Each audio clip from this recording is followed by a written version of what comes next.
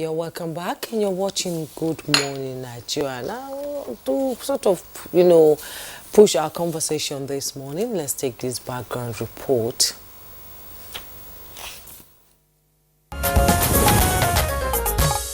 Again, Nigeria is saddened by another mass adoption of students by bandits in northern Nigeria. This time around, unspecified number from the Confluence University of Science and Technology, Osara in Kogi State. It came just after the release of 287 students abducted from LEA Primary and Secondary School in the remote town of Kuriga in Kaduna State on March 7th.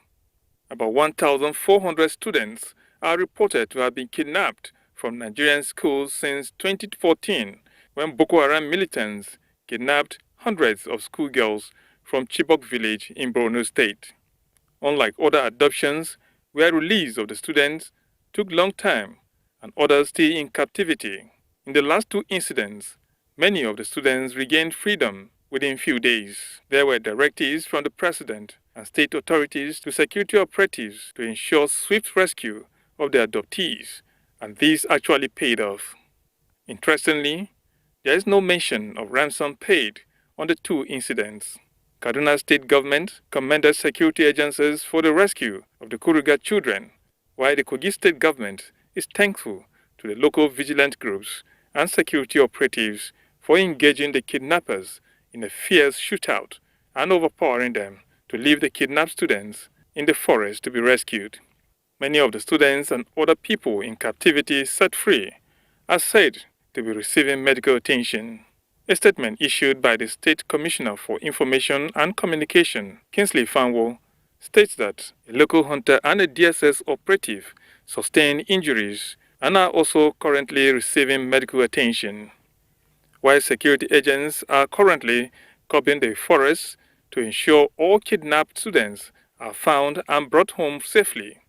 The latest adoption again raises concern over safe school initiative in the country. While it seems the tactics of immediately going after the kidnappers is gaining ground in the rescue efforts, many Nigerians continue to ponder why resurgence of kidnapping of children and school students. Is the country lacking behind in the Safe School initiative, and what is the implication of these continuous attacks on Nigerian schools and adoption of students for ransom on the nation's education system, especially in the northern region witnessing most of the cases? Guests on Good Morning Nigeria will share perspectives in a short while. Many thanks, Joseph Hussein, for the background report. And to begin our conversation this morning, we have been joined right here in the studio, first by Dr. Yahuza Getso, CEO and Director, Forest Criminality Intelligence Center for Security, Intelligence Research and Community-Driven Development here in Abuja. He is also Managing Director, Eagle Integrated Security and Logistics Company Limited, also in Abuja. A pleasure to welcome you to Good Morning Nigeria. Pleasure is mine. Good morning, viewers. All right, we have also been joined from our Kaduna studio by Isa Ozi Salami. He's President, Nigerian Institute for Industrial Security. Thank you very much for coming on Good Morning Nigeria. Thank you very much for having me. Good. And we also have joining us via Zoom from Lokoja, Kogi State, Kingsley Femi Fanwo, Commissioner for Information and Communications, Kogi State. Thank you so much for joining us on Good Morning Nigeria. Thanks very much for having me. Last but not the least, I would like to welcome all the way from Freetown, Sierra Leone, Assistant Inspector General of Police, AIG Wilson Inalegu, retired, as Advisor National Office of the National Security Advisor, Tower Hill, Freetown, Sierra Leone. He was also former AIG Zone 9, Umuahia, and also former Commissioner of Police, FCT, Ekiti, and Kogi State. You're welcome to Good Morning Nigeria. It's a pleasure to have you join us. Begin with Kingsley Fanwo in Kogi State, where the incident occurred. You listen to our background report. There's certainly something missing from there. And you will help us provide that background, which is how many? Oh, you don't have it. We lost Kingsley Fan at the moment. Okay, let's begin here in the studio. Dr. Getso, yes. What's your assessment of what has happened in Osara, Kogi State? Well, there are a number of unanswered questions, which are either silent intentionally or silent unintentionally. But we are still asking the government and those responsible key stakeholders of the security management of the university, as well as the management of the university, and the state government to open up so that public can have the confidence restored. One of the questions is, nobody yet have the specific number of students being kidnapped. We have seen on papers, and we have heard from some of the local and international media, that a certain number of students have been released. Yet, why can't the government and the management of the institution tell the public how many number, what is really the number of students that have been released? Looking at the scenario, the entire situation, one, what was the communication strategy of the security? What is the security architecture of the institution? And what have been the relationship, having the fact that kidnapping had become a business of the day, especially in the institutions that are at the outskirts of the villages or at the outskirts and the rural local governments. What have the government been doing, and how much commitment have been made in order to have institutionalized synergy between the security agencies and the university security management? And at the same time, when the abductors arrived at the university, yes, of course, they may be shooting sporadically, but what efforts have the security management made in order to contact? What is the distance between Osara and the FCT, and Osara and all the other Air Force bases that we have within the surrounding of the FCT, within the surrounding of the Kogi State, and even at far? You can even go by extension that Kogi State is neighboring as many states of the Federation. So it means that there are a number of Air Force bases, and also there are even other formations of the Nigerian Army, of the Nigerian Navy, within the territorial integrity of Kogi State, whereby an alarming communication, a distress call can be put in place so that these guys can be easily traced, tracked, and be dealt with accordingly. So I really wonder, I have been asking myself and asking everybody, and I pose these questions to some of the retired permanent secretaries and some of the former commissioners in Kogi State that I know. What is really the plan? What are you guys doing? Because you two are part of the key players. How much have Kogi elders been engaged by the government in order to look inwards the issues of security challenges, especially within those institutions? And I have a question to the national coordinator and the national team facilitating the process of safe school initiatives. To what extent have you been facilitating the process of having either a police formation or a civil defense, or even an ordinary vigilante group, or otherwise the civil defense, or any other formation? And we are yet to have any brief from either the Director General of the Nigerian Civil Defense Corps and all other relevant agencies that are supposed to kind of provide required information. And I think I saw it yesterday that the governor have said that they are working hard to see the release of the children. Yes, indeed. You know, Dr. Gates, you know, we have to commend the Kogi State Governor for the swift action they took, and making sure that some of the students were able to escape and others in captivity. Now we're going to get the update, because you're saying we do not have the details. Actually, Nigerians do not have the details or know how many students have been kidnapped, how many were able to escape. So we'll get an update now as the Commissioner for Information, Kogi State, Mr. Kingsley Fanwo, is online now. If you can hear me, can you give us an update and, you know, a number on the number of students that were kidnapped earlier, how many have escaped? Let's just have a detail on what's actually going on now. What's the situation like? Thank you very much for having me, and I want to thank Dr. also for the concerns that he raised.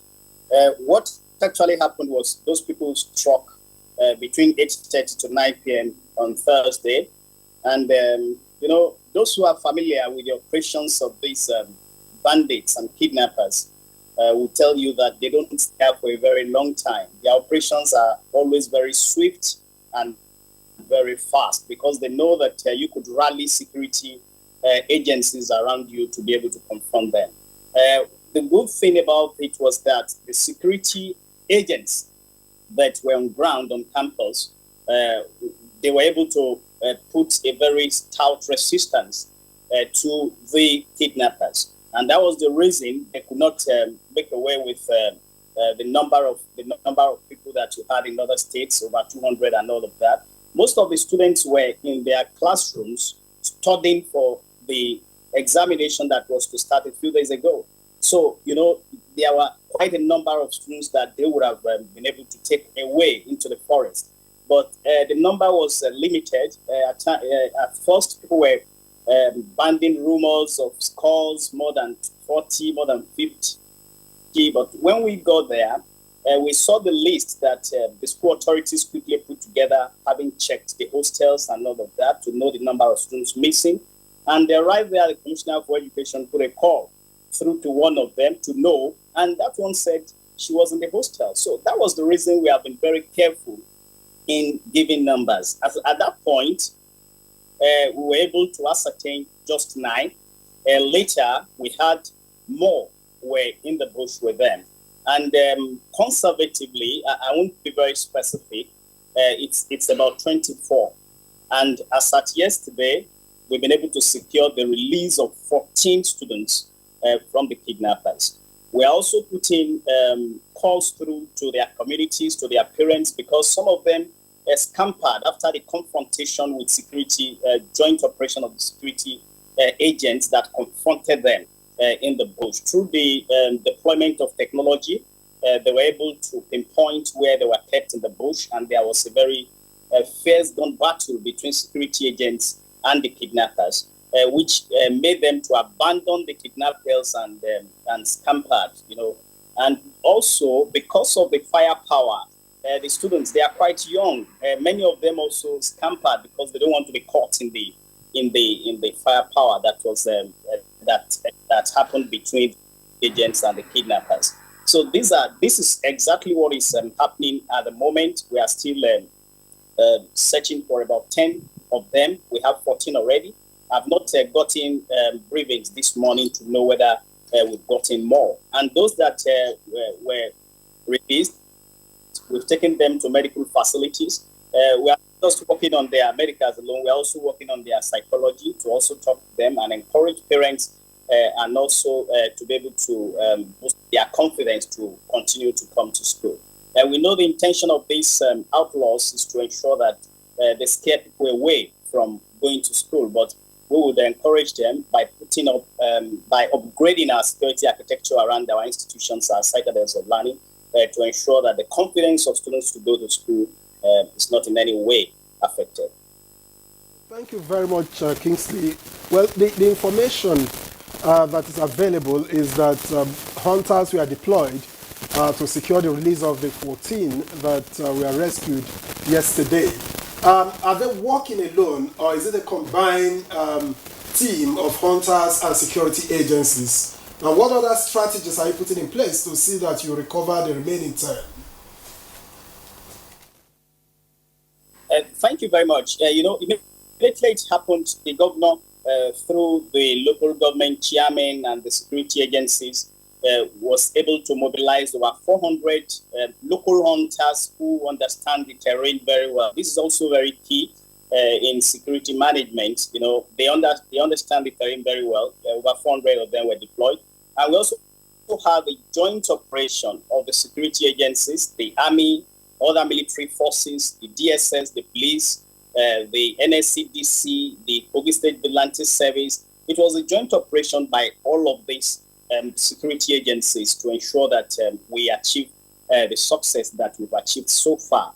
And also they are combing all the forest right now. I told you that we deployed technology. Kogi State has one of the most robust security architecture in the country, because while other states were still working on the kinetic, we've gone technological, in ensuring that we're able to deploy technology to be able to assist forces in combating insecurity.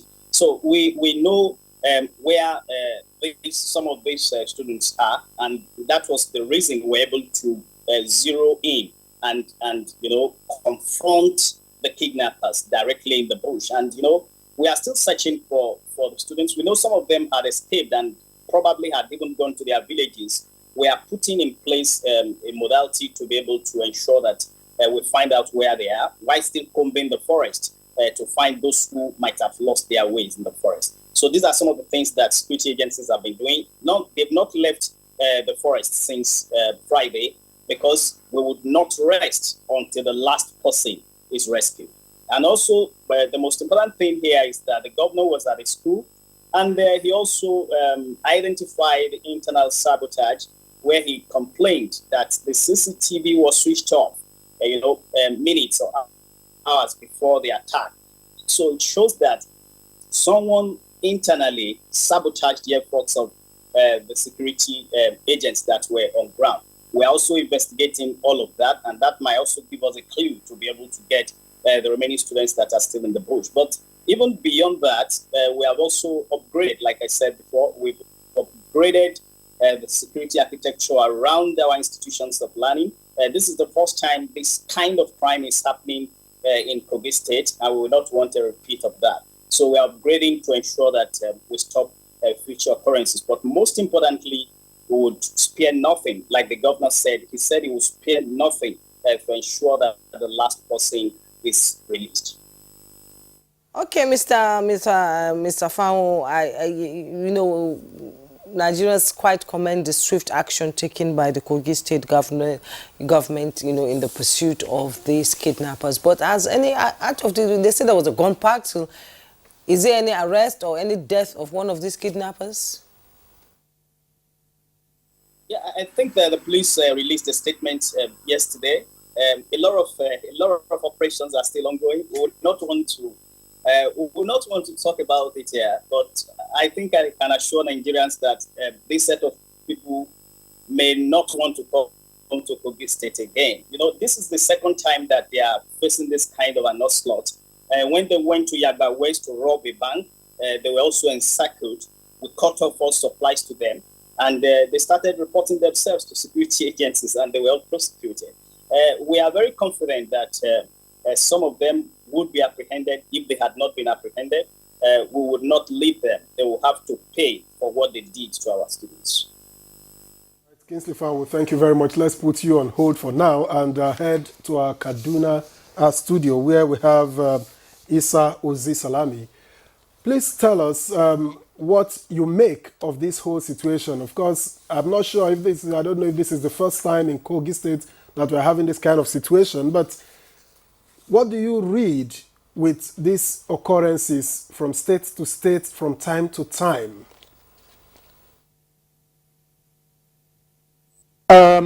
First of all, let me commend the efforts of the Kogi State government in terms of promptness of attention, because the limited success they achieved is due to the promptness and the attention at the highest level, where the governor himself showed a lot of concern. So it is very, very clear that government is not resting on its oars. And as the governor himself stated, as well as collaborated by the commissioner, security efforts sometimes cannot be discussed publicly in details because the culprits are listening and you don't want them to know what you want to do because they can work against your plan even before implementation. So the nature of security is such that you cannot disclose everything. But on a national scale, the issue of abduction of students from institutions has been very worrisome to me because we are here saying that education in the north, the number of students that ought to be in institutions that are outside are growing in the north. And this kind of occurrence coming so often within the north is something that can discourage all the efforts at improving education and getting our youths to get into school and be properly taught. Even the lecturers will now become very, very afraid because they will think that they are not secure. I know already that many farmers are today unable to go to their farms because of the fear of insecurity. So the insecurity situation, though we are just discussing the institution now, the generality of insecurity in the country is absolutely unacceptable. And the federal government at the highest level, I call on the President of Nigeria, Alhaji Bola Ahmed Tinubu, GCFR, to please take more interest on fighting insecurity. It should give directives and monitor those directives to the armed forces, the National Security Advisor, and they should have a plan, a comprehensive plan to end this insecurity. Because if nothing, it is driving away potential foreign investors. No investor would like to go to a place that is not secure. Security is the number one condition that any investor, any meaningful investor would want to have in place. So it is an issue that we cannot play with. We cannot toy with it. And this insecurity thing has been with us for too long. And I think it is about time that the authorities really get going and utilize all the capacities that we have. Because some of our capacities are latent. For instance, retired but not tired army personnel are all over the place. We have the Nigerian Institute for Industrial Security, which I have the privilege to head. And all these organizations, we should tap whatever they can do in order for the problem to be solved. Last few months, the Institute of for Industrial Security had a conference in Lagos, and we discussed a lot of these issues and made recommendations to government as to the way we think it can be done. So I think that security is everybody's problem. It's not only the problem of security officers or security advisors, but it is the problem of everybody. Because once there's insecurity, you cannot do anything else. No economic development can take place when there's insecurity. I give an example. There was a Chinese road staff or supervisor who was kidnapped at the site, and the civil defense officer that was attached to him was killed in the process. Up to today, we've not been able to locate that Chinese gentleman. Obviously, the work on the road had to stop abruptly. It's only now that they are trying to see, the Commissioner for Works announced recently that they are trying to see what they can do to resume work and so on. So it is a very big problem, and I think it is not something that we can relax about until there's security. This has not always been with us, and now that it has come, we must rise and tackle it. The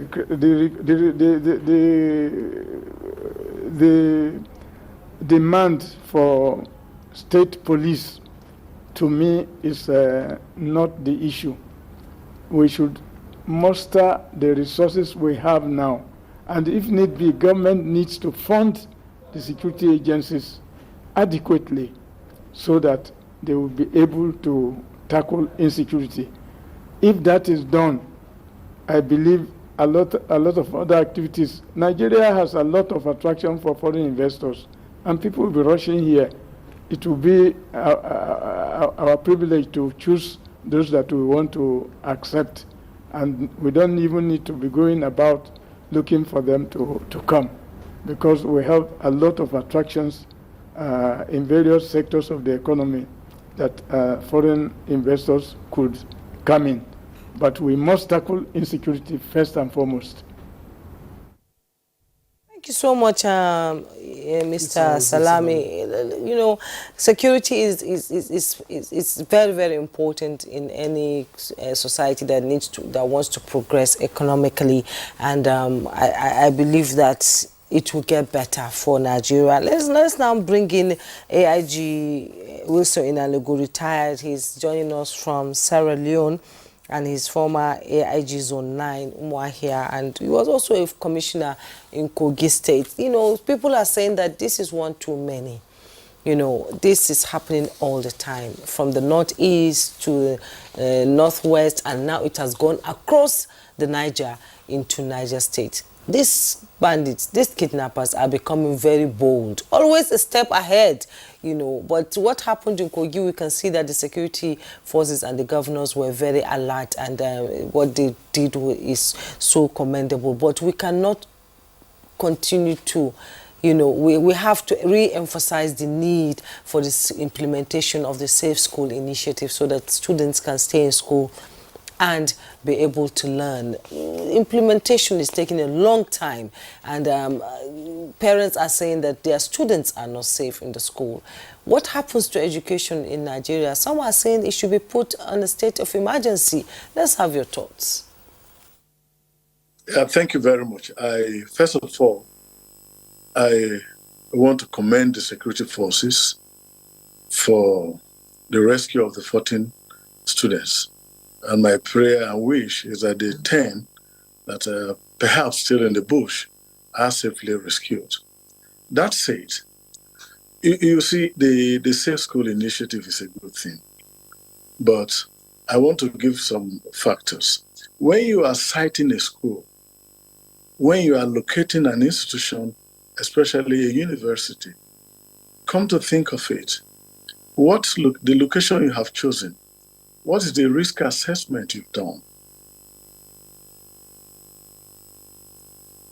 What is the risk assessment that you have done to be able to determine that should anything happen, you take this step?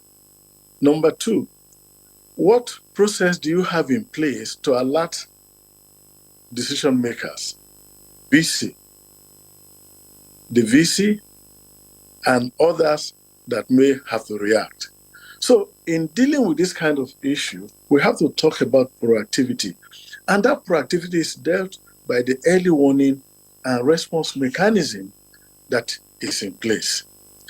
We know, from my experience, if I want to describe the issue of kidnap in Kogi State, I will select Osara as the capital or headquarters of kidnap. Therefore, when you are locating that school, you have to be kidnap aware. You have to be aware of the kidnap potential that exists in that location. And you will put in place a countermeasure. Now, we all agree that security is a shared responsibility, and you have a lot of stakeholders. In the case, during the rescue, a lot of stakeholders came into fold.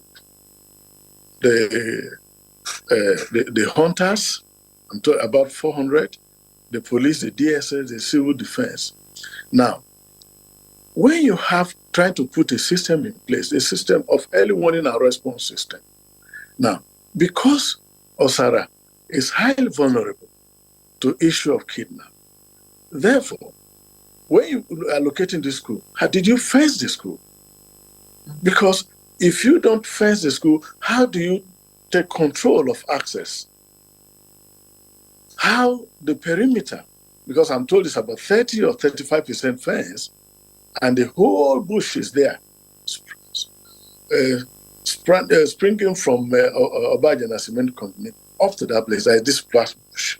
So when you want to look at this kind of school, it's also important, without downplaying what they have done, to at least have the place fenced. It is better you have the place fenced and have few buildings than to have so many buildings and the place is vulnerable, to attack. So that is one thing that I want to talk about. Now, the stakeholders, the community, how have you brought them on brought them to play a part? The university community, this security guards they have employed, was there any background check? Because I'm hearing that there is an internal collusion. Was that check? Was the police put in the force to take their biometrics? Was that done? And now, who installed this CCTV camera? Does it have playback? All these are the questions. So when you want to cite a school, I think it's important to conduct a risk assessment. Because if you conduct a risk assessment, it puts you in a position to make informed decision. 2, the early warning and response mechanism. Usually, the early warning is given what of the response. Because when you have this kind of attack, there is a police division in Osara. How equipped is that police station? How mobile is the police?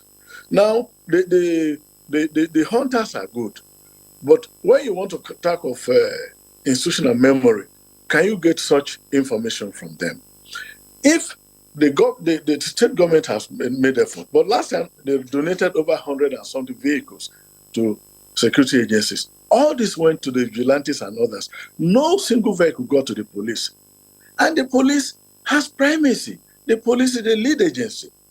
And even in this rescue, the police is in the forefront. So there is a need to create that, to encourage synergy. Let no one feel that the other one is being treated better than the other. Because you need all this on board, all the stakeholders, the university, the immediate community of the school, the university administration, the security forces there, and all this group will continue to meet regularly. They will begin to come with information that you may think are irrelevant. They'll come and tell you that what is happening at Abuja. Are you having new entrants there? How do you checkmate those people there? Because that bush runs from Abuja out to this place. So the situation is there is a need to be aware of the kidnap potential of students in view of the numerous incidents, the several incidents that have been recorded. So if you are not kidnap aware of the potential of kidnap, it becomes a problem. If you do not carry out a proper risk assessment, you have a problem. If you don't create an atmosphere of synergy among the security agencies so that they can relate and share information freely, including the hunters. I have worked, the hunters in within Abuja, they are fantastic, they are good, but there is a need to create a synergy. Let the official security agency give them that direction, because what kind of training did you give them? So what I want to say, in effect, is that the stakeholders the early warning and response mechanism need to be put in place. The issue of technology, the issue of drones and all those things, they will help. But going forward, if proper steps are not taken, you are going to have a big challenge fighting kidnap, because Osara is the headquarters of kidnap in Kogi State. Thank you. Very much, AIG Wilson in Alego retired. Let's get right back here in the studio with Dr. Yahuza. You've heard all that the AIG said, no risk assessment in citing schools. But even then, if you want to reclaim, I'm not a security expert, but if you want to reclaim a place that he says is notorious for kidnapping, you want to reclaim it from kidnappers, and then you decide to cite an institution there, what's in place to ensure that the students are not victims, the students are not vulnerable to these attacks? Well, one of the things that's supposed to be put in place is to have a community-driven strategy, whereby community will be fully involved, whereby community will be fully engaged, and whereby you put a strategy where you can generate the right information and pass it to the right people and for the right actions to be taken. Yes, of course, like it has been mentioned by the commissioner, the AIG, the former commissioner and the AIG, it is very clear that right from the time you left Abuja up to your arrival at Obajana and taken down to Osara, even if nobody tells you, there are questions of what really the security measure been put in place. So effort of the government and effort of the security agencies to carry along the issue of synergy, like has been mentioned, need to be put in place. And then these hunters, you have forest marshal, you have hunters, you have vigilante, all of them supposed to have a kind of coordinated mechanism. We have to, at this juncture, commend the effort of the National Security Advisor and the Minister of Defense, as well as the Chief of Defense Staff, for their ability, and other security heads for the change in the strategy, whereby now you are having a very close coordination and improved coordination in terms of working relationship for how this agency relate to one another and their ability to provide quick response. And some of these activities of the bandits that are coming all over is as a result of the level of push, as a result of the level at which the Office of the National Security Advisor, the DSS and the police, the Nigerian Army and other intelligence forces were pushing them all over. So they are trying to shift from one strategy so that they can distract and divert the attention of the intelligence management as well as operations management. But I believe if you really want to have it done, I am making a lot of calls, a clarion call, that there is need to have a community-driven strategy whereby a coordination of all the polling units. At least government should go back to each and everybody, at least within the radius of the senatorial zone, where those institutions, not only the one at Osara, but all over, especially and specifically giving the attention to the areas where you have foreign communities, like what happens in Gusau and many other places. So you should have that, at least for each of the polling unit to have an intelligence monitoring team that will be guided by the formal security organizations, agencies, whereby they will be provided with the adequate required training to have some specific required skills so that they can be able to do the needful and provide the right information. It is very easy now. Why I said it is very easy is because we have the mobile phones. You can easily, a community member can hide at one corner and quickly pass the right information. The Ministry of Defense, as well as all other security agencies, have come up with distress call numbers, and they have been sending it around. So I think it is high time for us to devise a strategy to kind of form a strategic action plan whereby we will engage the community at the polling unit, engage the community at the ward level to have a structure, a community-driven structure from the polling unit to the ward level, to the local government level, so that the coordination mechanism, even though, yes, of course, it is a thick forest, and of course, it's a vulnerable area that around the Osara, from in between Osara and Obajana and all over around that area, and it has a very close link with this forest after Abaji and in relation to Nasarawa, Toto, and the rest of it. So it has this kind of complexity. But these guys are not coming through the air, and they are not coming through the underground. They are coming through the land. So when you have coordination, a kind of improve and train in intelligence personnel on ground, I mean, not really personnel, volunteers, you can call them intelligence volunteers, or whatever name you may give them. I am really calling on Nigeria and on Kogi State government, and not only Kogi State government, all government at all level, because the security situation, security challenges is not something that can be manned by security personnel alone. It has to be an interwoven strategy, whereby each and everybody, including the motorists that are flying, you can even identify how many drivers are flying this road many times. The Dangote cement drivers, who are always around there, need to engage and collaborate and partner with the Dangote cement there, so that you can give them a specific training on intelligence monitoring, and then make sure that each and every one of them have this number.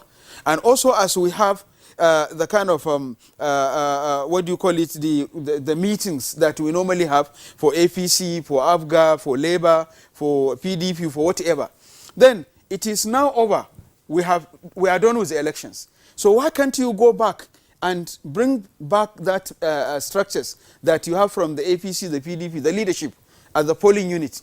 Bring the youth leaders, women leaders, and everybody, put them together, sensitize them and educate them, and ask them to nominate a leader among them at the polling unit that can serve as a contact person. And at the same time, those leaders from the polling unit, they will fall at the ward level to serve as a ward level monitoring or intelligence volunteers committee. And then the leaders at the ward level will also serve as a local government volunteers committee, and then you have the senatorial intelligence volunteers committee. So if you have this, definitely these guys cannot escape easily, because Mr. A from the polling unit will definitely provide the information to Mr. B at the ward level. Mr. B at the ward level, they can easily be traced. I have been saying that all those that are conducting this activity, they are not foreigners. They are Nigerian nationals. 99.9% of them are Nigerian nationals. And they are not living outside the Nigerian territorial integrity. They are living within the Nigerian territorial integrity. I know that the Chief of Defense Staff, the National Security Advisor, and the Minister of Defense, as well as the other leading agencies of the NSA, the IGP, are doing their best. But your best is not yet enough. You need to do more. There is need to have an improved synergy of how a kind of collaboration and partnership with community-driven strategy can be effective. Yes, of course, we commend the governor for doing whatever, but I think it is a big slap on our face to hear that we send 200 hunters into the forest. Yes, of course, hunters are very, very important, and I commend them for so doing, and I know what they have been doing because I have been relating with them over and over. But how effective is a coordination mechanism between those hunters and the security agencies? And what do you have as a communication strategy being put in place? Because those hunters, if they are part of the community, yes, and they are part of those communities, and it has been made mention very clear, and that's what I know by the commissioner and many other people, that they know the terrain very well. Yes. If they know the terrain very well, then the police office, the police men and officers that have been serving between the Abaji down to Obajana, down to Osara, they also know the terrain very well. So, but what was the coordination mechanism? And where are these guys are really at the hideout?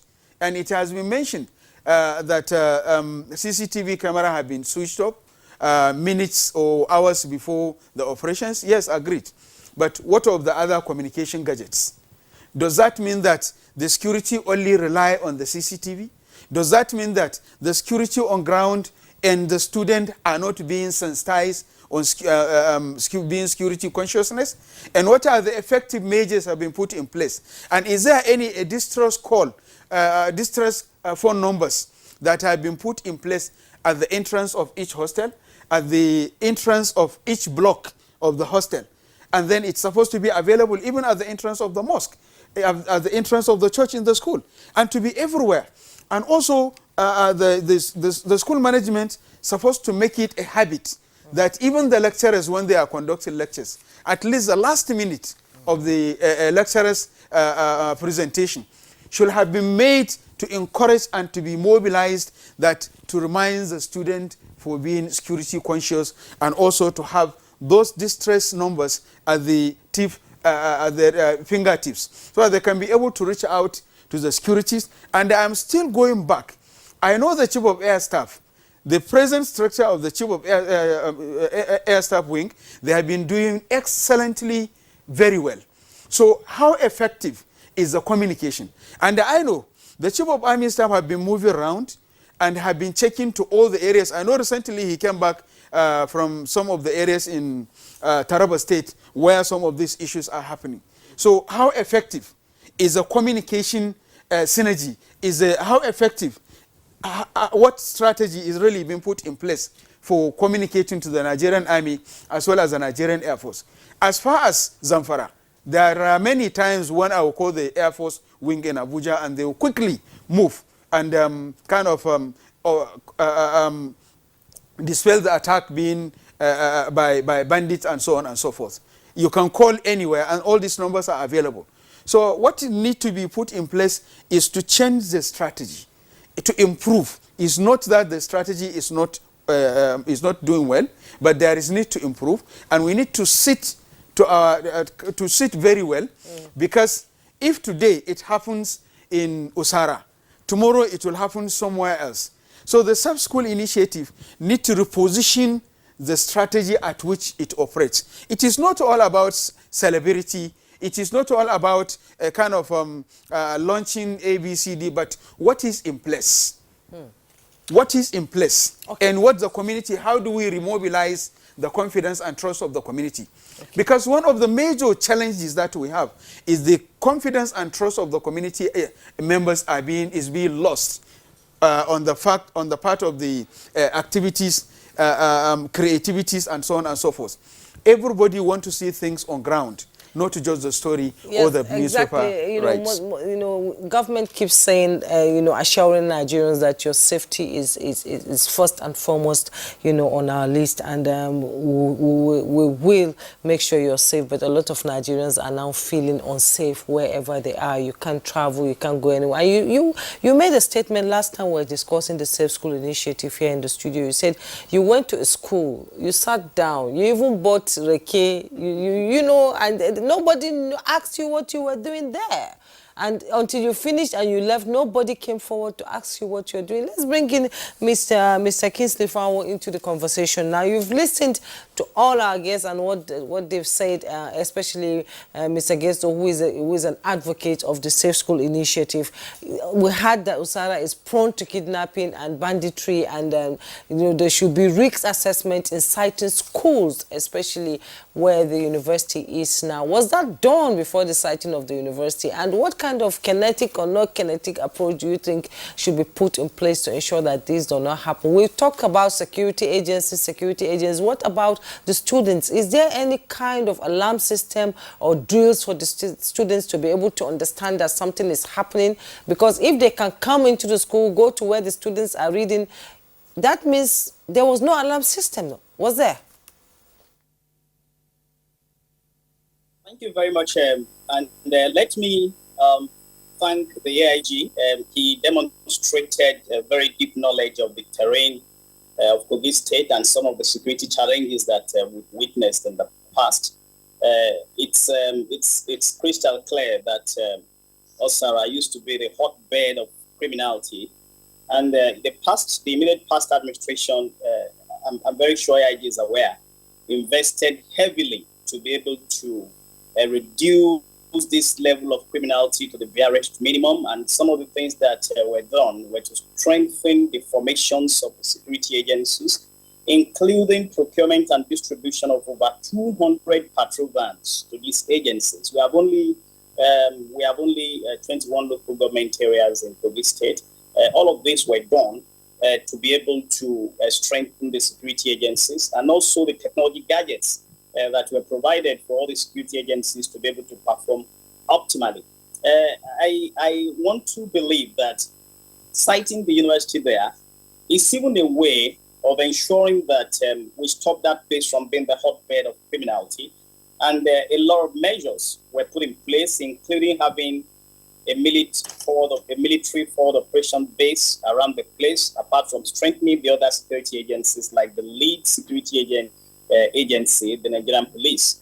And all of these were put in place to be able to ensure that we have a very safe environment around the Confluence University of Science and Technology.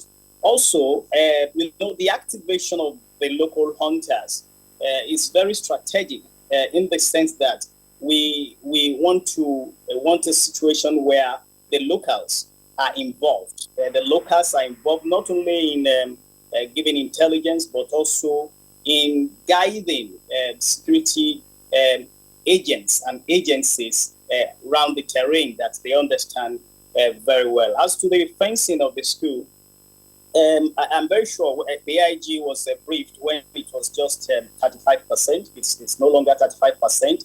The width of the school is 2.5 kilometers, and the length is 4 kilometers. That shows that we need 13 kilometers to fence that school 100%. Right now, it is over 60%. And as I'm talking to you, work had never stopped there. We continue to work very well to ensure that the entire school is well fenced and well secured.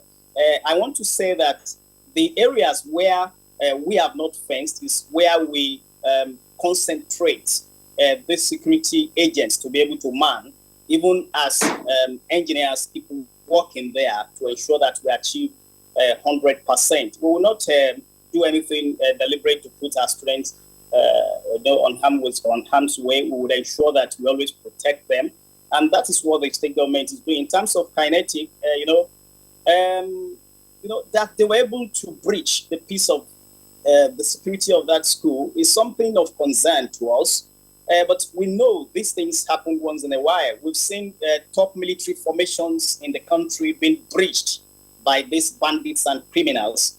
What we have to do is what Doctor said. We need to recalibrate our strategy, upgrade our strategy, look at the kinetic and the non-kinetic areas through which we can ensure a better security in that school. We've taken a lot from what he has said, and I'm very sure the governor went around the entire school that day to ensure not just to coordinate the operations to rescue the kidnapped students, but also to look at some of the infrastructure that will have to be put in place, upgraded, completed, to ensure security of students in that school. These are some of the measures that we are already taking, and we will not disclose everything here.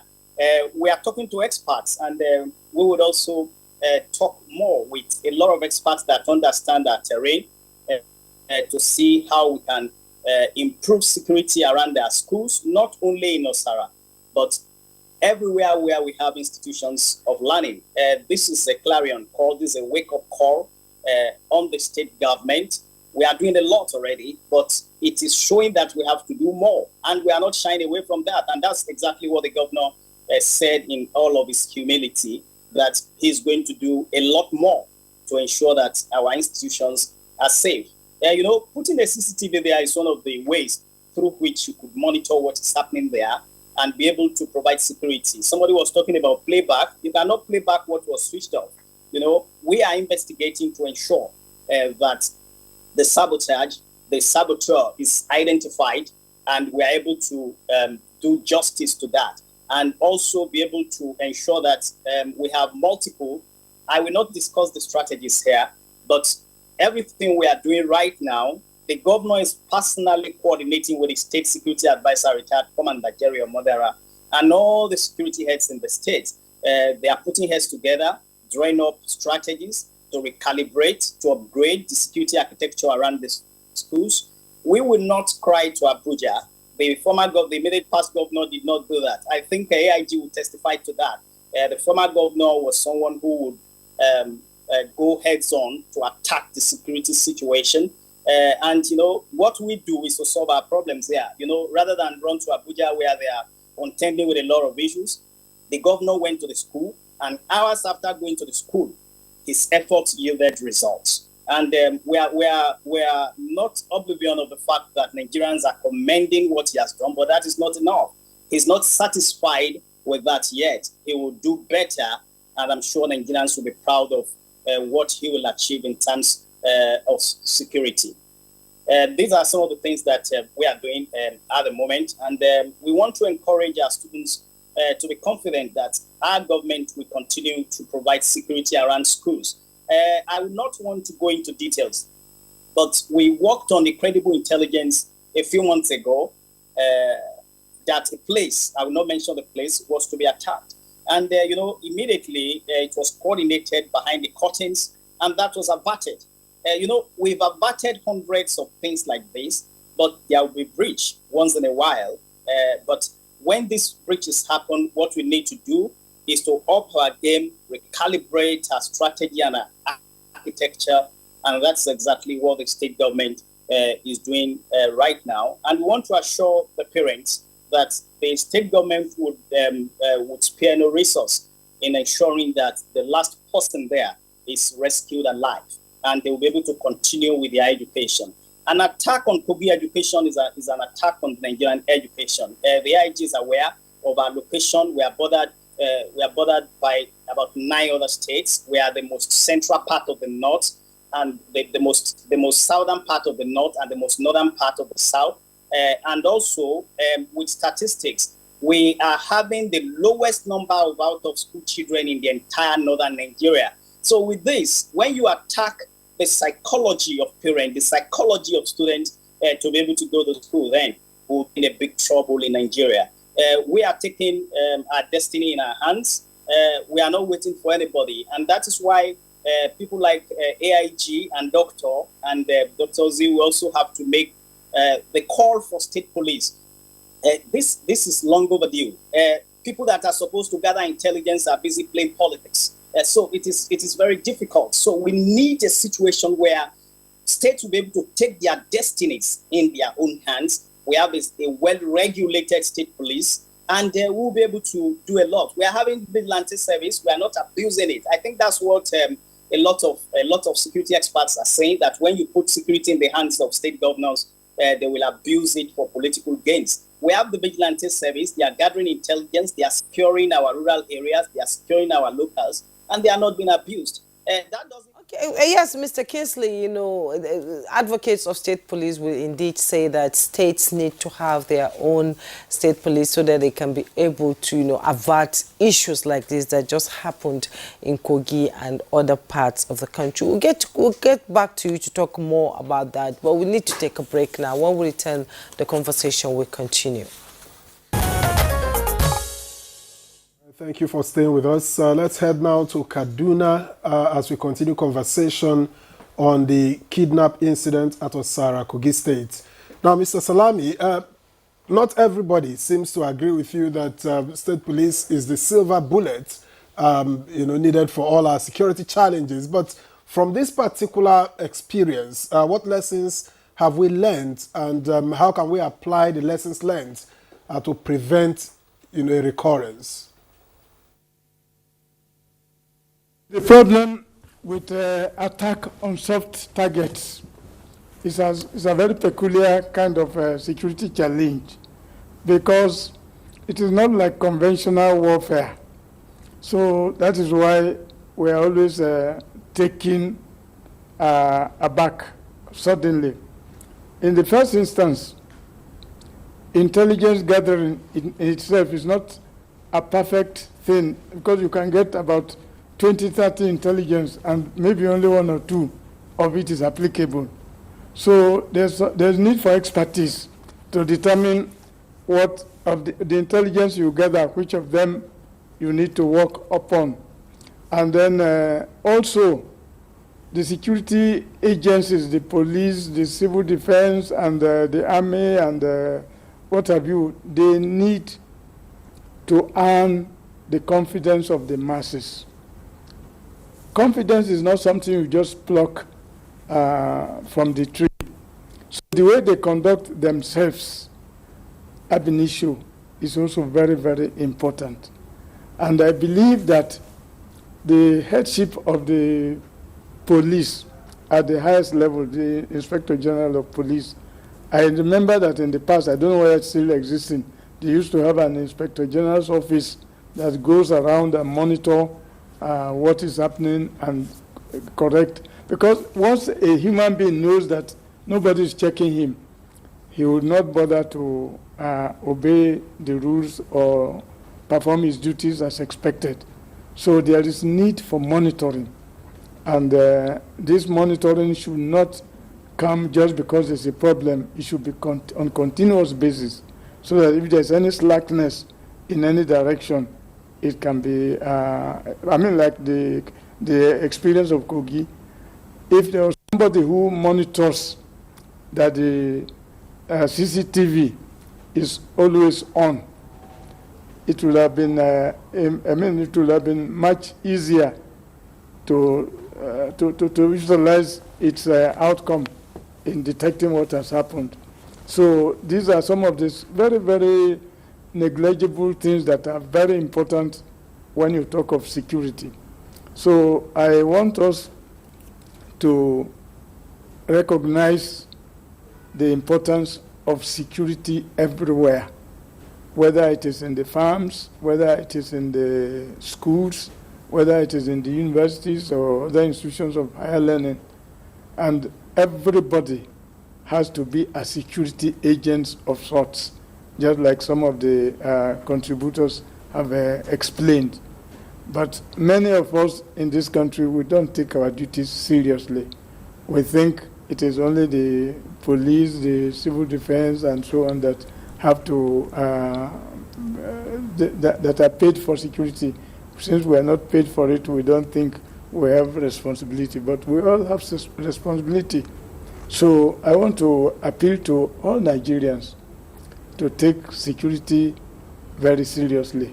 I mean, we are talking of Kogi now, but remember that there are other states where this thing has happened worse than the experience of Kogi, and where it has even been repeated over and over and over, and it's still being repeated as we speak.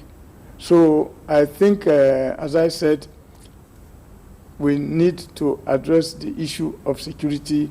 We must accord it maximum priority, and we must fund it adequately.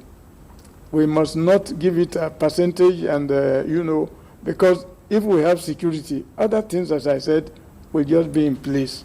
So it is the prevention of insecurity that we need to adhere very strictly to, so that we're not always talking after the event. Mr. Salami, indeed, we cannot just be talking after the event. There must be measures put in place to prevent such events. Thousands of students have been kidnapped from schools, even before, there are some undocumented ones that happened even before the Chibok girls, kidnapping that didn't come to light. Now, let's bring in AIG Inalugu into the conversation now. A lot of people have said this is one too many. It cannot continue to happen. And our security agencies have been fighting on ground, on the air, and on the sea against this kind of insecurity to the sovereignty of Nigeria. Now, our security agencies have been standing out when they go for international assignments, like peacekeeping, and then they stand out. They are some of the best. But back home, it is always a problem. What is that problem, and how can it be solved? Is it that the welfare when they go on international missions is much more better than when they come back home? And how can we prevent a reoccurrence of kidnapping in our schools, which is a continuous thing, and we just can't help it. You know, everybody is being assured by government that they are safe, your security is safe. And we talked about proliferation of small arms and light weapons just last week, and you were on the program. What if Nigerians now decide to seek, you know, for weapons to protect themselves? Can you paint a scenario of something like that? If it happens, if Nigerians now say we have to protect ourselves because we do not trust security agencies to protect us and to protect our children, what kind of picture is it going to show? I think if you ask Nigerians to protect themselves, everybody is armed, there will be chaos and anarchy, and the situation will be much more serious. And I think the situation that we have is that of process. And I say process because here you have about 400 or 200 hunters that are deployed. And if I may ask you, what was the involvement of the official security agencies? Because even if the police is handling a situation and they cannot handle it, there is a process of the police handing over to the military. And the process of working with non-state actors is properly spelled out in the first orders. And what do? If you have like 10 vigilantes, you have 1 or 2 police personnel with them to give them that official backing. So if we continue to engage in self-help, we'll just be putting resources, and those resources will just be frittered. Come to think of it, how are these 400 and the other police people, how are they going to work? How are they going to coordinate? How are you going to ensure synergy? So, I think what we need to do is to respect process. Because if we don't have that structure in place and we work at cross purpose, we will see that we are putting a lot of resources, but you are not going to get the result that you think you get. And that is why I like what your guests in the studio talked about, from polling unit to ward level and the local government level. And I think that is the way to go. Because if you have stakeholders like the Confluence University, you have the representatives of the community of Osara, the relevant security agencies, and representatives of hunters. Now, you are now bringing together the early warners and the early responders.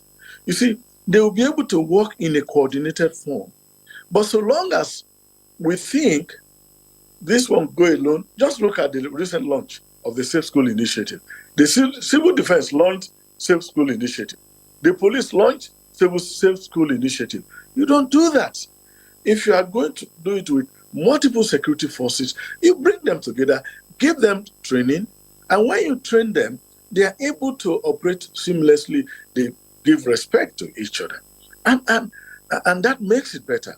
Now, from somebody talked in the studio about how do you alert when there is imminent attack. I know there is an arrangement that they make elsewhere. Even the radio mechanic in the local place can do it. Just have small radios configured, and you can create an alarm system. And that you have places like Osara, you have at least minimum of 10%. And then when you have them, once you have an attack, they would have done some rehearsals, simulation exercise among the students.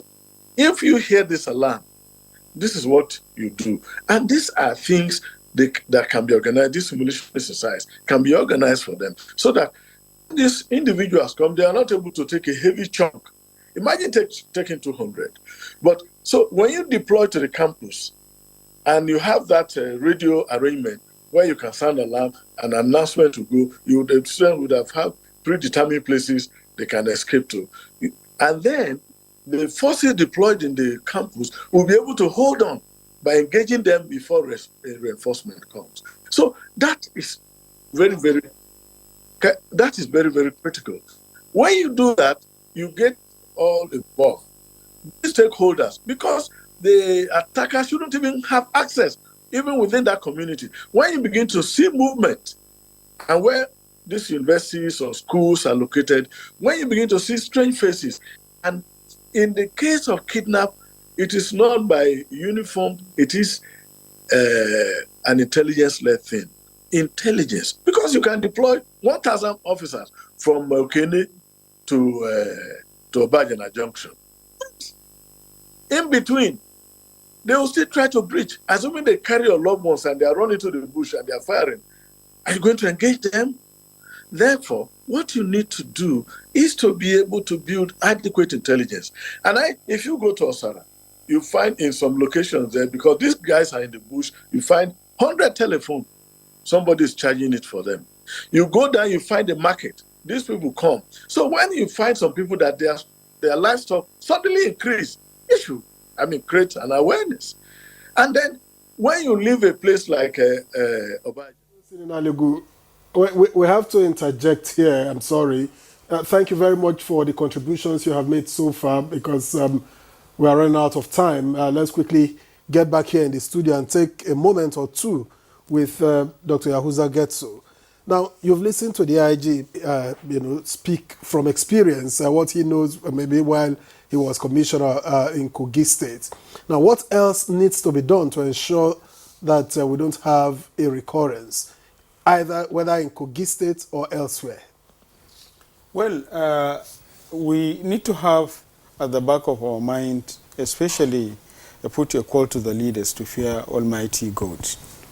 Because it is only when you have a fear of God at the back of your mind that you will sit up to your responsibility. Okay. That is one. And secondly, the community need to understand that the security is a responsibility of everybody. And even if the security agencies did not come close to you, the community members who are the host. Because I appreciate that it has been mentioned that we have even a military formation, and we have the DSS and the rest, civil defense and the rest around Osara and the rest. So the community, because if you allow these criminals to continue to build up their structure, it is going to be against you and against your community. And bringing citing the university there is initiating a development agenda for your community. Yeah. So we need the community should have the security agencies being chased, as well as the security agencies also should chase the community, so that there will be an interwoven strategy to ensure that partnership and collaboration is put in place, not always to be doing what is being called as after-action review. Yes, indeed. Thank you so much. Let's bring in Kingsley Femi Fawo into the conversation in just 1 minute. We'd like to take your reaction. They say most of these people that do these kidnappings are known, and the security agencies know, are from Kogi State. And the parents now are worried about their children who are still in captivity. What do you expect to hear from you in the days coming? Thank you very much. Let me start by commending the synergy of all the security agencies that responded swiftly to what happened, to be able to mitigate it and reduce it to what we say. I want to commend the Nigerian Army, all the security forces, the police for leading the onslaught against the kidnappers, and especially the DSS for coordinating a very robust synergy and ensuring that we're able to mitigate it to that level. Having said that, I would say that currently a lot of things are going on to ensure that we have a very safe and secured COSTECH. And not just COSTECH, but all the other universities, starting with the completion of the fencing that is ongoing. We are going to expedite action to ensure that completed in record time. We are also going to replicate some of the measures that we are going to take behind all of our institutions to ensure that we have safe institutions. And to the parents, I want to assure you that Governor Ahmed Usman Ododo has committed to ensuring that no child will be left with them. We will do everything to make sure that all of the people that were kidnapped are rescued alive, and they will be able to continue with their education. The psychological support that we are supposed to give. We are already giving to those that have been released, and we give to those that will secure their release. We are very confident that we are not going to lose anybody to the kidnappers as we are working very hard. It is a commitment by your governor, and he will ensure that that commitment is fulfilled. I can assure you that. Kingsley Femi Fanwo, Commissioner for Information and Communications, Kogi State, we thank you for reassuring the parents that their children will be returned to them safely. Thank you so much for giving us an update on Good Morning Nigeria today. It's been a pleasure having you. Thank you very much. From Sierra Leone, we're joined by Assistant Inspector General of Police, AIG Wilson Inalego, retired. We thank you so much for your contribution, as always. The pleasure is mine, always. Thank you. Isa Ozi Salami, who joined us from Kaduna, President, Nigerian Institute for Industrial Security. We appreciate your input. Very much indeed. So much. And Dr. Yahuza Getso, security intelligence and investigation expert, community-driven development professional, monitoring, tracking, research, knowledge management, forest criminal investigation, criminality therapist, consultant on research and development. As always, we appreciate your presence. Thank you for having me. It's been a pleasure. And that's Good Morning Nigeria for today. Thanks so much for your time. Tomorrow will be another interesting topic to be discussed. Thank you for watching. I am Jumma Yesef. And I am Victor Azu. Appreciate your time. Do join us again, same time tomorrow, for another episode of the program. Enjoy the rest of your day.